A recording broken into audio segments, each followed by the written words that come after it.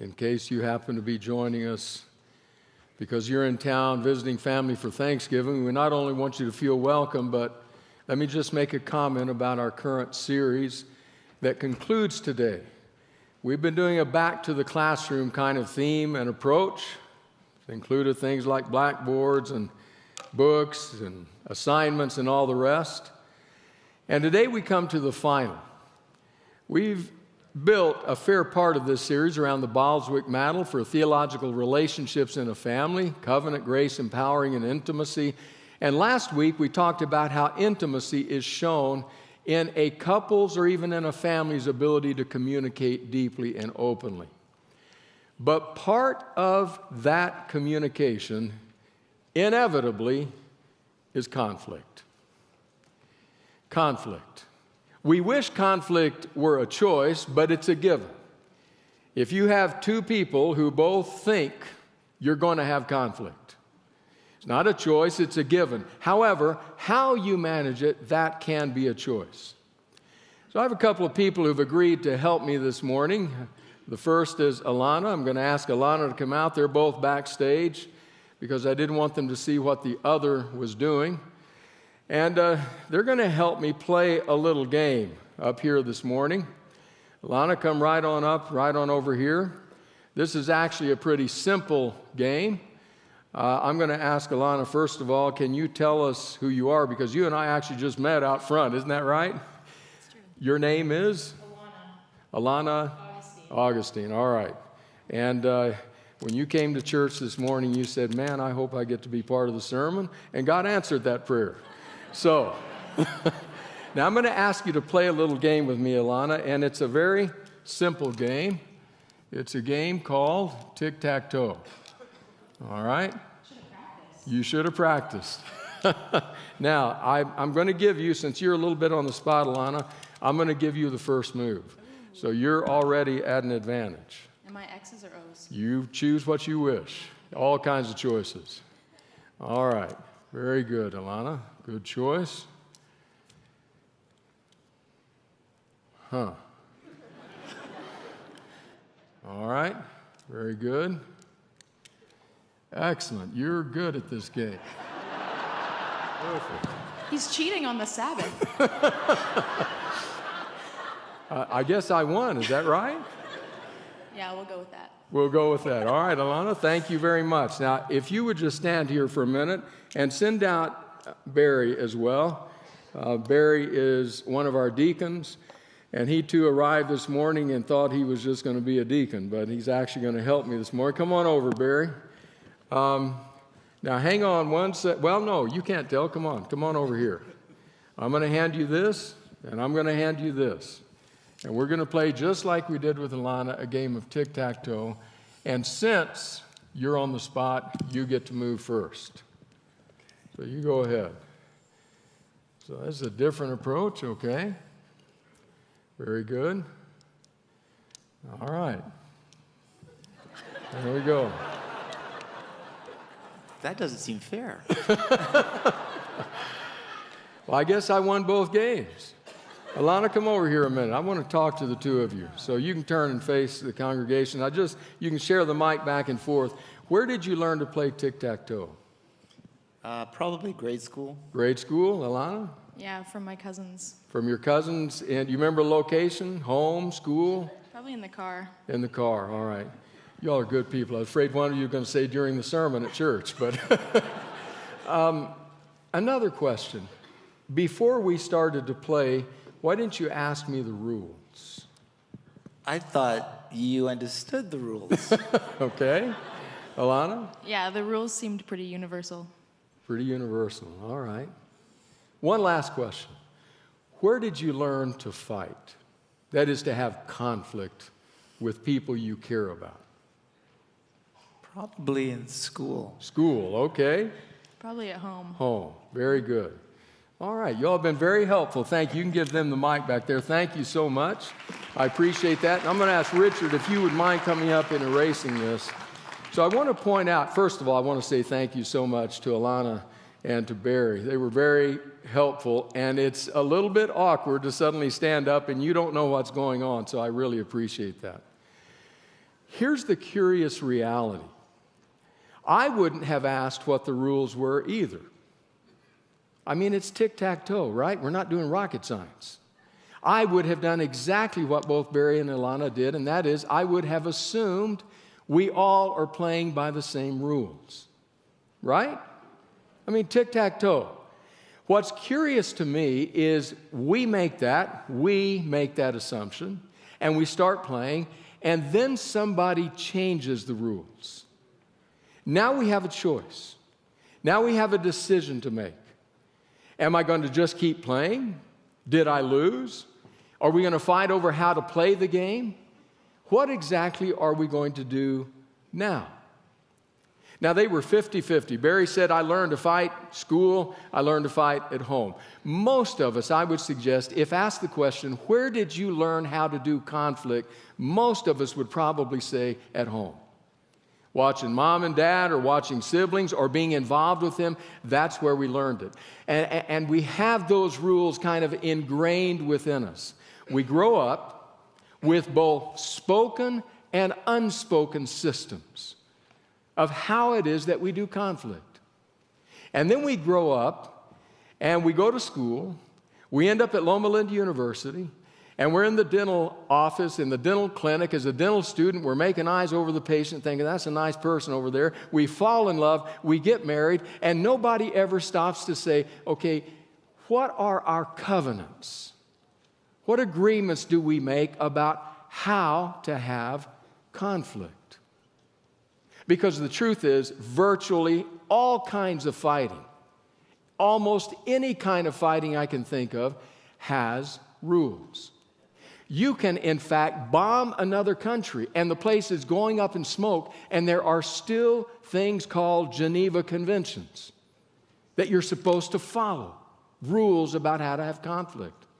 You can put really hard gloves, they're not soft, hard gloves on the fist of two men, stick them in a ring, say, okay, I want you to go over there, and I want you to hit that guy so hard you give him a concussion. But as soon as he bites the other person's ear, you call the fight. You can't be biting each other's ears.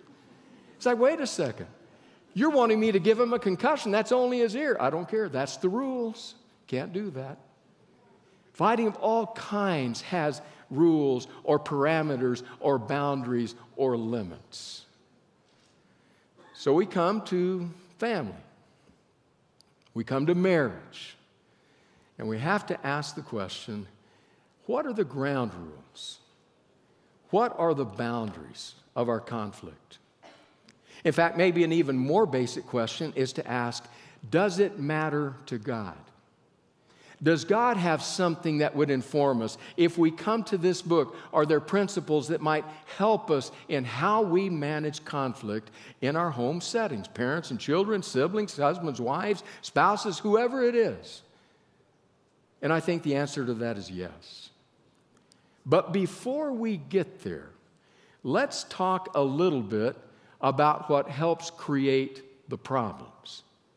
So I go to Scott Stanley again, his book, A Lasting Promise, A Christian Guide to Fighting for Your Marriage. I want you to listen to what Stanley writes. He says, there is a great deal of evidence. Remember, this book is not just based on biblical principles, it's based on his years of research. There is a great deal of evidence that distressed couples show major differences from happier couples in their ability to handle conflict. I came to the conclusion quite some years ago that if I only had one opportunity to sit down with a couple before they got married, and I had only one theme about which I could speak with them, that it would be conflict.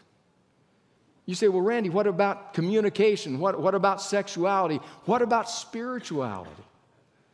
I would say those are all key concepts. But if you cannot manage conflict well, it can become the rotten apple that sours the entire barrel. But if you can manage it well, you can get through most other realities. Second comment by Stanley. He says, by using only data before these couples married. He's describing a study in which they followed 135 couples for 12 years by using only data from when before they were married. We, along with a number of other researchers, have been able to differentiate those who do well over time from those who do not with 80 to 91% accuracy up to 12 years later. And then he writes, and italicizes it in the book, let this sink in for a moment. What this means is that for many couples, the seeds of distress and a future divorce are there early in the marriage, and in many cases, before a couple even says, I do. John Gottman is another one that says this has been true in his research. He says we can give an instrument to a couple, observe a couple before they're ever married, and predict with right around 91% accuracy whether or not 10, 15 years later they'll still be married. And a lot of that is based on one simple reality: how they manage conflict. So, what does that mean? I want to suggest to you, this is not from Stanley or Gottman, this has been my own observation. You may disagree with it and you may be right, but at least consider it. I want to suggest to you that a core theme in conflict of all kinds, this goes far beyond family and marriage, but it certainly is true in family and marriage. A core theme, regardless of what the individual topic might be, money or sex or child rearing or religion or whatever else the topic might be, a core theme in all conflict is whether or not I feel like you are hearing me. Are you hearing me? Are you listening to what I'm saying? Do I have evidence coming back from you that you have taken in the message and understood it? When we think someone doesn't hear us, we turn up the volume. And we say it again a little bit louder. Did you hear that? Or a little louder. And then we begin to turn up the volume in other ways. We underline the problem by at times getting mean, at times, well, I want to show you some of the ways. Are you hearing me? So the ways in which couples handle that can differ rather widely. But two different research groups, one up in the Northwest, John Gottman, one in Denver, Stanley and Markman, have each decided that there are 4 ways in which we turn up the volume, as it were, 4 ways in which we have conflict that are so negative and so damaging that they are predictive of significant marital disharmony and can be precursors to divorce. So you may remember Gottman's. Gottman's are quite memorable because you hear them often in even the popular press. So criticism, in fact, he says these are so bad that he calls them the 4 horsemen of the apocalypse. That ought to give us a clue. Criticism, contempt, trying to recall the third one. Stonewalling. Stonewalling is a third one. And the fourth one will come to me in a minute, Scotty, when you share it with me. So, now, Markman and Stanley, which is where I really want to focus, they talk about 4 negative conflict styles that, again, are so negative that they will damage deeply a marriage. And that's where I want to spend our time focusing today. Now, Scotty Ray and Kelly Lynn have... Did you volunteer? No, come on up if you would. They have been willing to be our couple for today as we look at these 4 negative conflict styles that can be so damaging that they predict marital disruption and potentially even divorce. Now, I intentionally chose a couple that is not married to each other because if you have those who are married to each other, it gets really awkward because you think, those people out there think we do this. We don't really do this. So these two are not married to each other, but for today's purposes, they will be. So 4 negative conflict styles. The first one that Markman and Stanley identify is one called escalation. Escalation.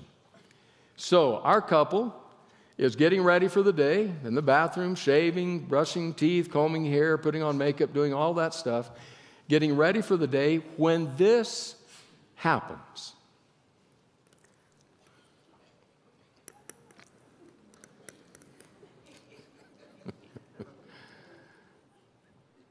You'd think you could at least put the cap back on the toothpaste. Oh, and you never forget to put it back? As a matter of fact, I always put it back on. Oh, I forget just how compulsive you are. You're right, of course. I don't even know why I stay with you. You're so negative. Maybe you shouldn't stay. No one's barring the door. I don't really know why I do stay anymore. Now, before you think, wow, you wrote that to really overemphasize the challenge, these are all 4 actual scenarios from couples that Markman and Stanley have studied. So notice what happens in this case. There's a very simple issue, and within less than 30 seconds of the beginning of that simple issue, they're talking divorce. This is a distressed couple. That's no secret. The question is, how did they get so distressed? Well, part of the reason is you simply cannot continue to escalate and escalate without the marriage feeling more and more precariously balanced on the edge of the precipice. You just can't do it. What is escalation? Escalation is hearing what the other says and then upping the ante, making the threat more significant in a hostile way in an attempt to get the other person to hear what you're saying. Listen to me. This is serious to me. And instead of listening, the other person now ups the ante and goes on the attack. And it continues. And soon it is too humiliating for either one of them to back down. Now understand, escalation is not the escalation of emotions. People can go from feeling fairly happy to being upset quite quickly. That's not what escalation is. Escalation is the content, the hostile content that gets said to the other, I would suggest, in the attempt to get the other one to hear what it is that I'm saying. Very damaging. Now, the truth is, it's amazingly simple, not easy, but simple to deal with this. You remember the wise man who said, a gentle answer turns away anger? If one of you will just listen and then say, I understand, that's frustrating. I'll do it differently next time. The whole scenario gets undone and de-escalates. So that's the first negative conflict style, escalation. The second one is invalidation. Invalidation. This is painful put-downs. These are the kinds of statements that are disrespectful and demeaning and even contemptuous that hurt the other person. So we go back to our couple. It's Tuesday evening, they're joining together for dinner. And it's at that time that Kelly discovers that Scotty has forgotten to go to his doctor's appointment. And this is what happens. You've missed your doctor's appointment again? You're so irresponsible. I could see you dying and leaving me just like your father. Thanks a lot. You know I'm nothing like my father. He was a creep, and so are you. I'm sorry. I forgot what a blessing and good fortune it is for me to be married to such a paragon of responsibility. You can't even keep your purse organized. At least I'm not so obsessive about stupid little things. You are so arrogant.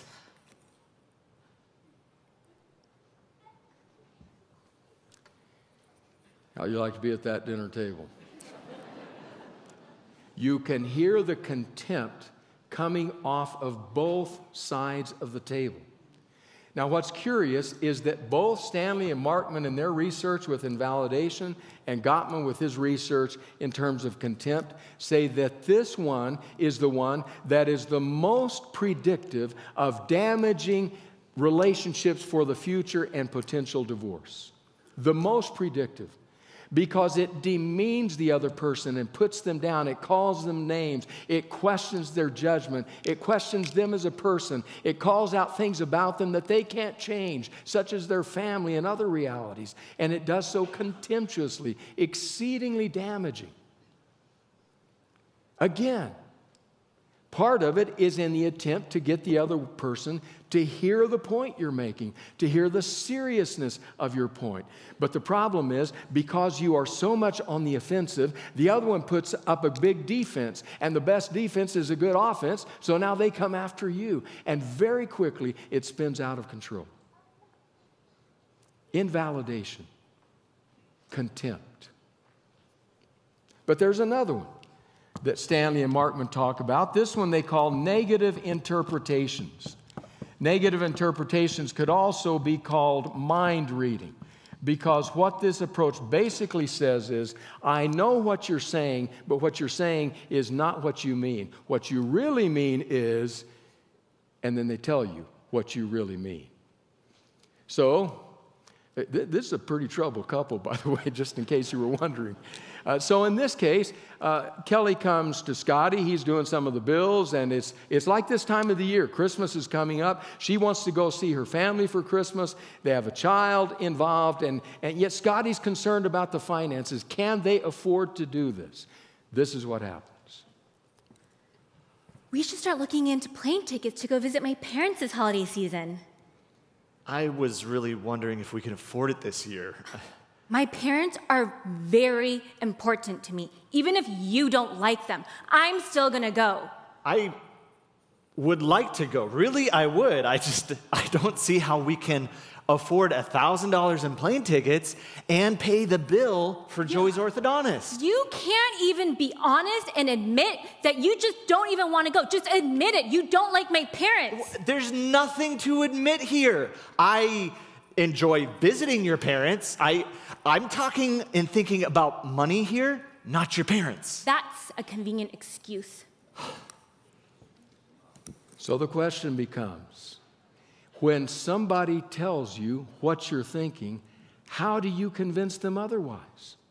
There is no way out of that argument with the person who may legitimately be thinking something else, feeling like he or she is honored, unless you are able to say what you mean what you say, and trust each other when you say it.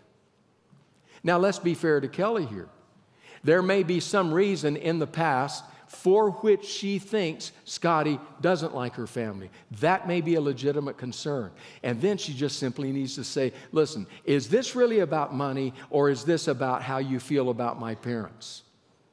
And if he is honest and says, no, it's about money, then it's her choice as to whether or not to trust that. Is he trustworthy in what he's saying? If, however, he says, well, honestly, yeah, I'm not real wild after last year about going back, then they need to deal with that on the basis of its own merits. But the challenge here is one of trust. Can I trust my partner to be telling me the truth with what he or with what she says? Mind reading, negative interpretations, is one of the most difficult negative conflict styles to overcome. The fourth one is withdrawal and avoidance. In this one partner typically doesn't want to deal with what the issue is. Whatever the problem it is that has surfaced, he or she doesn't want to take it on, and so uses strategies to not do that. I think that this may be, of any of the four negative conflict styles, the most common one in this community. And I'll tell you simply why I say that. When you get home after a busy day at your attorney's office, if you're an attorney, the construction site, if you're a contractor, of being on call if you're up at the hospital, and you're wiped out tired, and your spouse says, we need to talk about such and so, what is your automatic response? I'm tired. I don't want to deal with that. Please, can you not leave me alone and deal with this at another time? Well, that's a fair statement at points in time about certain issues. But the question becomes, does it become an enduring pattern? So back to Kelly and Scotty. So this time, Kelly has some concerns about how Scotty is doing his anger, especially in light of their child, and she's wanting to talk about it. And so she approaches Scotty, and this happens. When are we going to start talking about how you're handling your anger? Can't you see I'm busy? I've got to get these taxes done. I've brought this up at least 5 times already. No, it can't wait. What's to talk about anyways? It's none of your business. Tanya is my business. I'm afraid that one day you will get angry and you are going to hurt her, and you won't do a single thing to learn to deal better with your anger. I love Tanya. There's no problem here. You have to get some help. You can't just stick your head in the sand like this. I'm not going to discuss anything with you when you're like this. Like what? It doesn't matter if I'm calm or frustrated. Whenever we have something important to talk about, you just don't want to talk to me about it. Tanya's having problems, and you have to face that. Well, I'm going out for some peace and quiet. you have to talk to me now. Every time we have something important to talk about, you leave, and I'm tired of you leaving. I'm not talking, you are. Actually, you're yelling. See you later.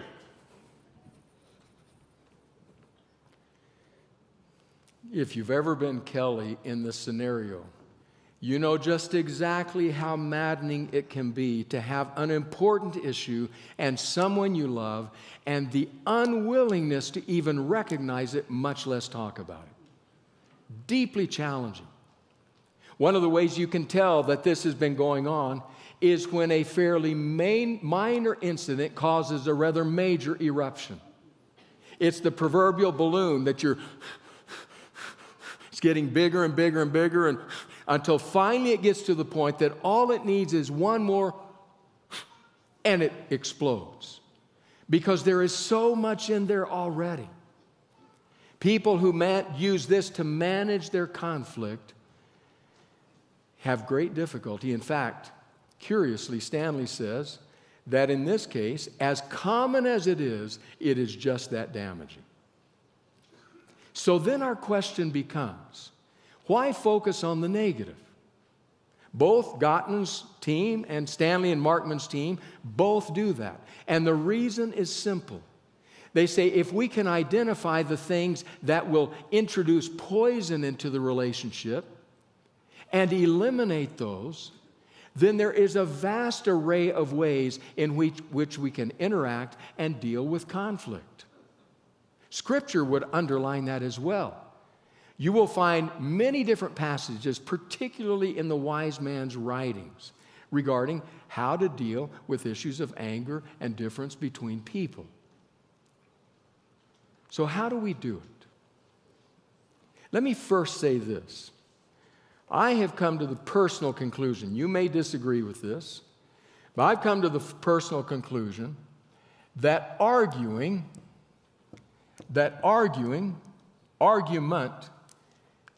is never positive. I don't know if I should use an overgeneralization like never. Maybe I would say arguing is almost never positive in a relationship.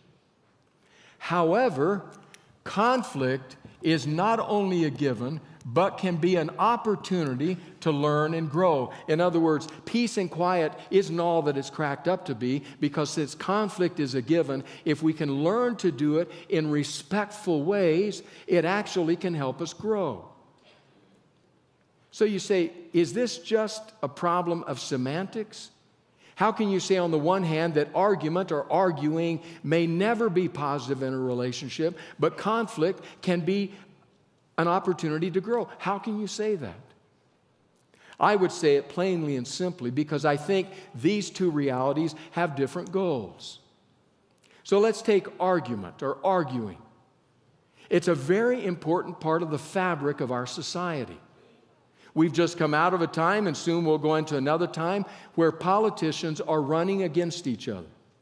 And they will draw crowd together, and one will stand there, and one will stand there, and somebody will sit here in the moderator's chair, and we'll ask them each questions, and they will each make their argument.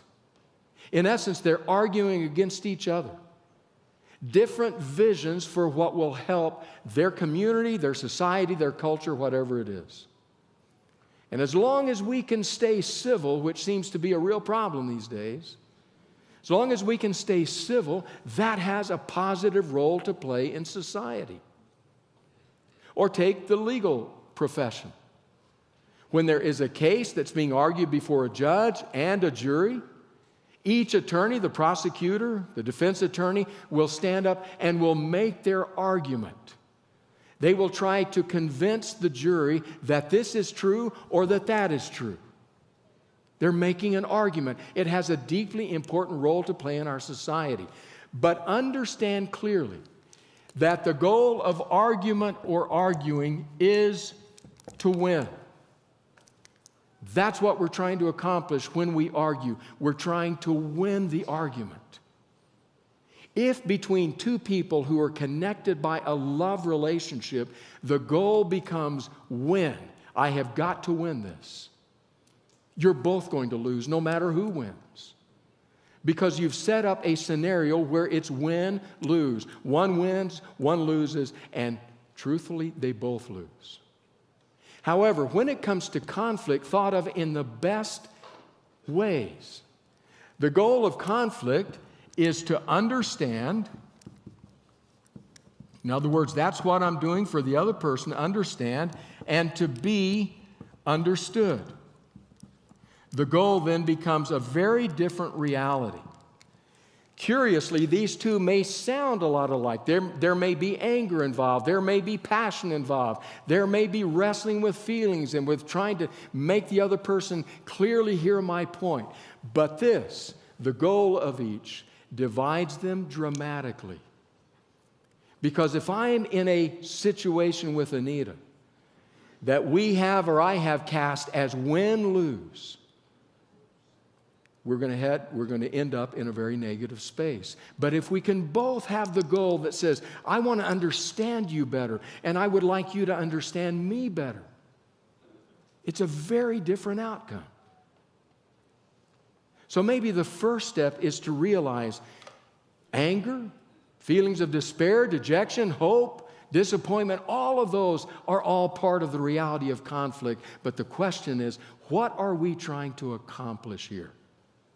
What is our ultimate goal?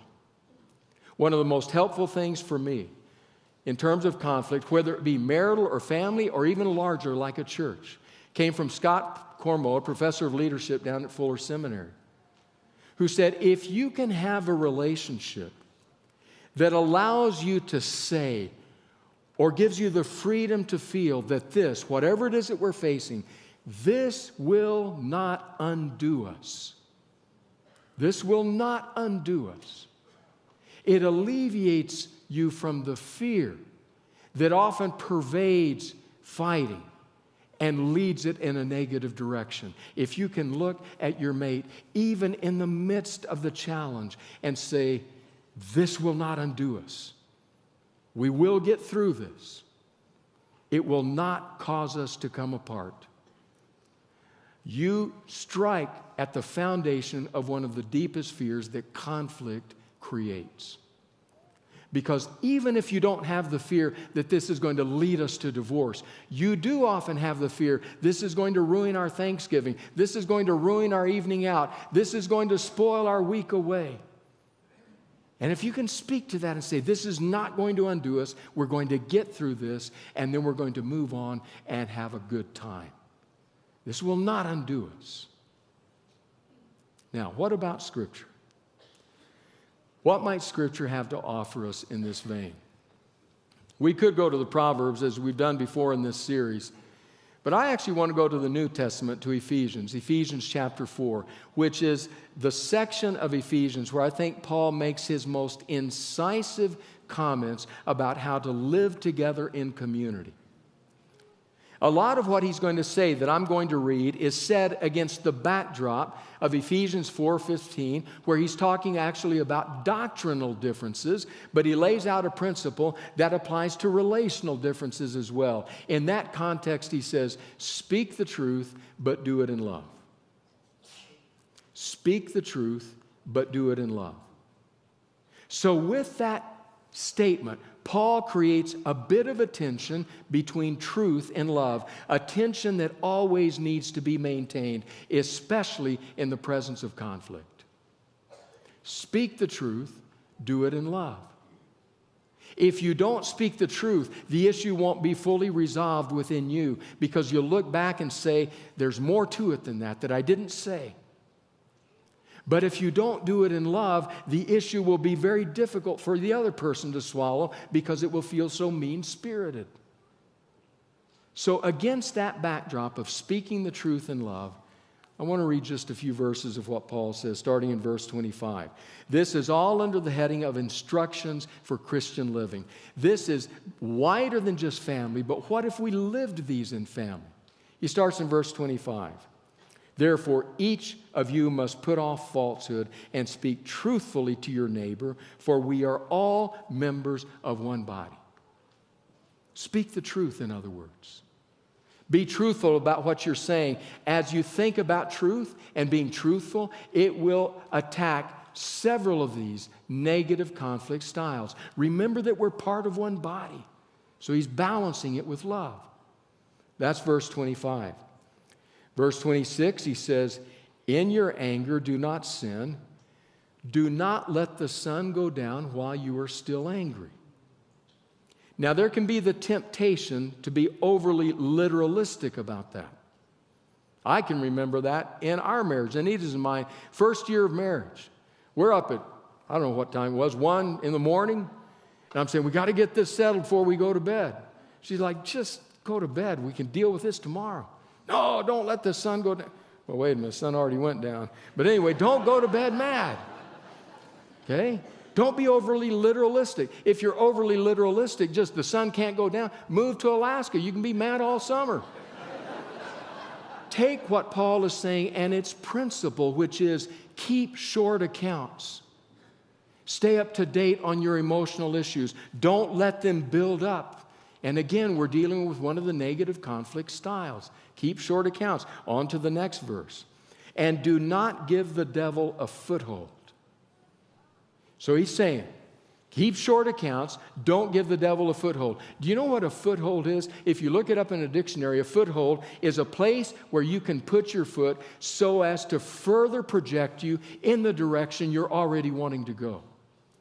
So against the backdrop of anger, Paul is saying, keep short accounts, don't stay angry, and don't give the devil a foothold. In other words, don't use your anger as a launching point to now go out and do more damaging things to your relationship. Don't allow the devil to do that for you. Then the next verse, anyone who has been stealing must steal no longer, but must work, doing something useful with their own hands, that they may have something to share with those in need. He's talking clearly about people who have been in the custom of stealing and of doing things for their own benefit. What if we apply that principle to the realities of human intimate relationships? You know how I would summarize what Paul is saying? He's saying, don't be all about you. Don't live in this take mentality that takes away from you just to preserve me and what I want. Rather, he says, be open-handed, not tight-fisted. Be open-handed with the people you live with, allowing them to make choices and going along cheerfully with what they decide and choose. That would do a great deal to damage some of these negative conflict styles. And then Paul goes on, imagine this one. Do not let any unwholesome talk come out of your mouths, but only what is helpful for building others up according to their needs, that it may benefit those who listen. Wow. Our words can be so damaging. Whenever I read this, I go back in my mind to an American Association of Marriage and Family Therapists conference I attended in Washington, D.C., where one of the leaders of research in the field stood up and talked about his research and what it was showing relative to marital conflict. And at one point in his presentation, he just kind of paused and said, you know, after all of this research, I've concluded one thing. Most of the problems we have in our marriages and families, most of the problems we have, he said, are simply due to the way we talk to each other. This was a secular researcher. Just the way we talk to each other. And then you read Paul, don't let any unwholesome talk come out of your mouth, but do what is helpful for building up others. What a difference that would make in our families, in our marriages, even in the context of conflict. If we determine not to damage the other, to keep the problem, it would make a profound difference in how we relate to one another in all kinds of settings, but certainly in our family settings. And then Paul says, and do not grieve the Holy Spirit of God, by which you are sealed for the day of redemption. In other words, live in a way that would make the Spirit feel welcome in your relationship, even in the midst of conflict. Determine in your mind it is possible to be angry and respectful.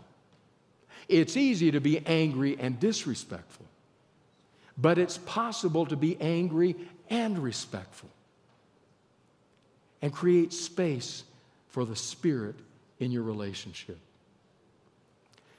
And then Paul closes off this section by what I think is one of the most powerful statements just for relationships as a whole, but certainly for relationships in marriage and family settings. He says this, get rid of all bitterness, rage and anger, brawling and slander, along with every form of malice.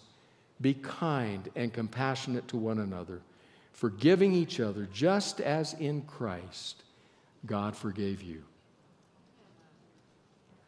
We need the Spirit to live that out. But just imagine if we did live that out. If we were determined in our family relationships, even in our differences, even in our conflicts, to not allow anger to control it, to use conflict as an opportunity to understand and be understood, and to determine to be respectful, even in the midst of the difference. It just may transform our families into the kinds of covenantal relationships where we know grace and where we know empowerment and where we know intimacy. So in this last lesson, I have an assignment for you. This is possible for any of you to do. Whether you have kids or siblings or whether you're married or not, it's possible for anyone. So here's what I'd like to ask you to do. This week, this coming week, when you sense conflict is building, in any of those situations, I want you to remember and do something that is not original with me, but I think is a great suggestion. After a quick help me prayer, 3 steps. You ready for these? 3 simple steps is your assignment in the context of conflict. Step number 1, let the other person tell their story. That's going to be tough. That's step 1. Let the other person tell their story. Step 2, let the other person tell their whole story. That's going to be even tougher. Let the other person tell their whole story. Step 3, let the other person tell their whole story first. Nothing else, just that. Then you can go on to whatever it is you need to bring to it. But remember, asking the Spirit to guide and to help, asking the Spirit to fulfill the realities of what Paul is writing. When you can feel it beginning, let the other person tell their story. Let the other person tell their whole story. Let the other person tell their whole story first.